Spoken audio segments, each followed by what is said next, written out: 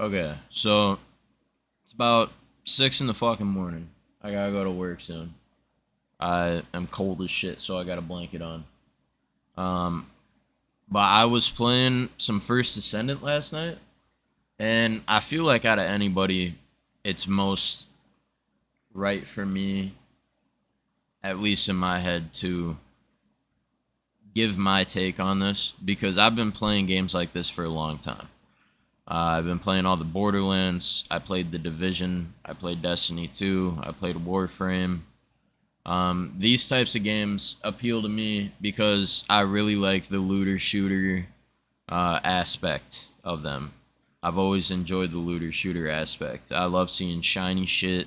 I love picking shiny shit up and just having that chance that it can be really good. Like if anyone's familiar with Borderlands 2, going for a perfect sham from the bunker was always like a fun thing for me to just go do in the pastime.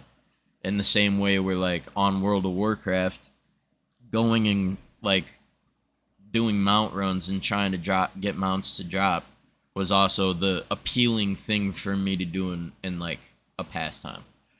So as you can see with Destiny 2, I have about 2,300 hours, which to a lot of people isn't even shit, like remotely.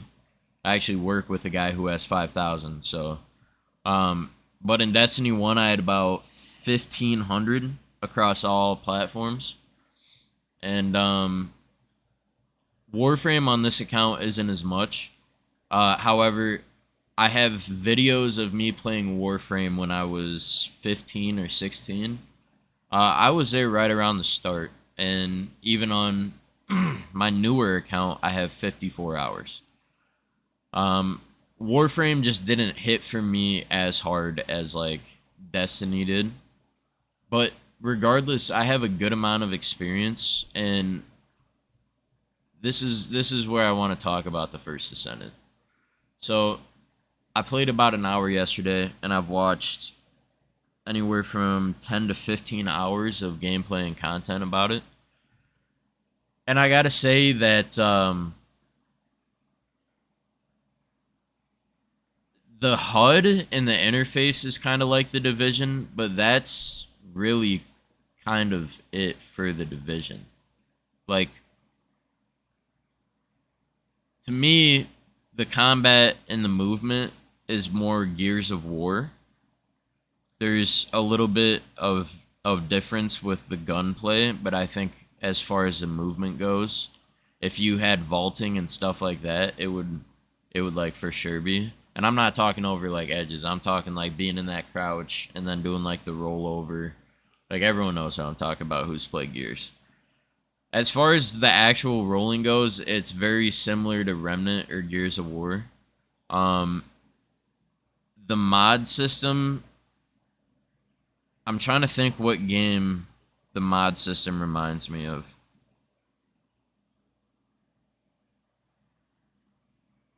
I can picture it in my head. It looks almost identical to the mods in the First Descendant. It might be the I can't remember. But I will say the mod system. Oh, Warframe. Duh. It's Warframe. The mod system is looks almost exactly like Warframe's, which I'm not complaining about because I think there's a lot of things that Warframe does right, and I think the pure customization is something that they hit on the head. Um, the gameplay itself, here's the problem I have is like too many people compare these two games. Like I'm coming from, you know, almost 4,000 hours across my entire Destiny experience. And then all around I probably had about 150 hours in Warframe. And it's just like the failure that a lot of people have and expectation is due to the hype that they give the game for themselves. Like if you like everyone always likes to joke around, but some people are genuinely serious when they say, "Oh, this is going to be the Destiny killer." Like, "Oh, this is going to be the Warframe killer." It it's not going to be. It's just simply not. Like there is a chance that the first Descendant, when they polish everything out and they keep going with the game, that it'll gain more popularity over time. Fortnite did. It's always possible. But what I'm saying is, it's not going to indirectly kill those other games. Like, that's not going to be the sole purpose that it pops off, is because people are waiting for the game to get killed off by another game. And that could be the case for some people, but I really think people would rather have both of the games and have to pick the first Descendant and see the other two drop off the map. So it's like calling it a killer and like saying that this is the new wave and now there's no purpose to play the other two games. It's stupid. To ask if it's better than Destiny 2 or Warframe, it's, first of all, completely personal opinion. If you're a fan of the story, I would say Destiny 2 is probably where it's at. If you're a fan of really fast gameplay and movement, I would say Warframe is probably where it's at. And if you kind of want a mix of everything, the first Descendant is where it's at, because that's what its gameplay plays out as. But anything past that is a personal preference. And ultimately, the 82 minutes that I was playing yesterday, I enjoyed. The 10 to 15 hours of content of it that I've watched, I've enjoyed. And I'll probably end up streaming it later because it's genuinely a good game. Every game, has its problems on launch. Even Elden Ring's DLC did. They were working on that DLC for what, 2.5, 3 years? It's 2 years. It's all work in progress. So you gotta give these guys some patience and some time. But when you play through the gameplay itself, you can tell that they are cooking. You can tell. There is distinctly some stuff going on, especially in the gameplay, where you're like, all right, this isn't these guys' first rodeo. They have something in the works with this shit. And I think that's the most important thing, because a lot of people nowadays, especially in the prime AAA gaming and the $70 to $100 game market and everything being on that the Game Pass, it's like people are so accustomed to playing really well designed games. Like, and on top of that, if it's the name is established, they're more apt to go to it because it's deemed a trustworthy company in their eyes, even though most of the time that shouldn't be the case. I'm looking at you, EA. I'm looking at you, Ubisoft.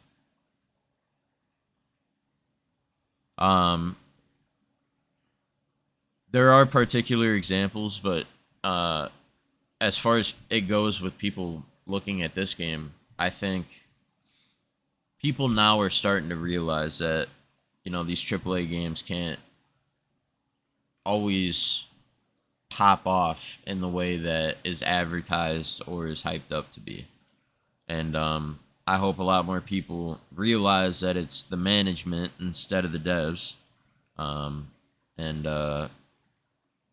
I think with this game, it's people actually getting tired genuinely of shitty content in the other games. Now, I'm not saying Destiny 2 has shitty content, and I'm not saying Warframe has shitty content, but I just don't think in this aspect there's a whole lot of innovation. Like, the reason why WoW popped off for so long is because they were constantly innovating and stealing just brand new shit from other games. So, Destiny has seen a tad bit of innovation. They have slower innovation, but it's constant. And I think Warframe drops stuff through patches that are like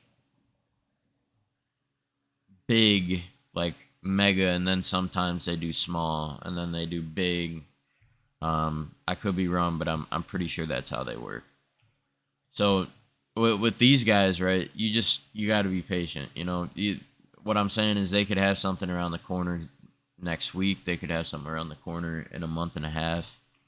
one of the cool parts of being a Destiny 2 community member is like being there for all the random, really cool, weird shit that they drop out of like the the puzzle and the in Mercury for Season of the Dawn, where you had to go through the infinite forest to try and find your own grave, and then you get Saint 14's exotic. Like, that was cool as fuck. The hidden secret exotic missions are cool as fuck, but there's a problem, and that is